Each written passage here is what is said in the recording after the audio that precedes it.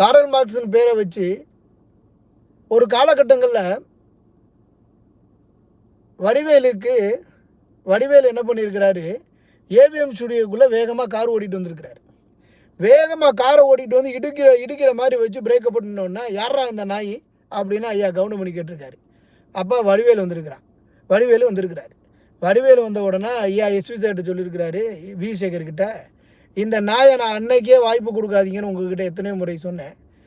இந்த நாய்க்கு வாய்ப்பு நீ கொடுத்த, நான் அப்போவே நான் நடிக்க மாட்டேன்னு சொன்னேன். இவன் கூட எல்லாம் நீங்கள் சொன்னீங்கன்னு நடித்தேன். இன்றைக்கி காரை எடுத்துகிட்டு வந்து ஆளை ஏற்றுற மாதிரி எப்படி நிறுத்துறான், கண்ணு மண்ணு தெரியாமல் வந்துகிட்டு இருக்கிறான் இவன் அப்படின்னு ஐயா திட்டிருக்கிறாரு ஐயா கவுண்டமணி. வடிவேலுவுடன் எலும்பு தோலுமா இருக்கிறான், செத்து போனவமா இருக்கிறான் அப்படின்னு அவரோடு நடிப்பதற்கு மறுத்தவர் ஐயா கவுண்டமணி.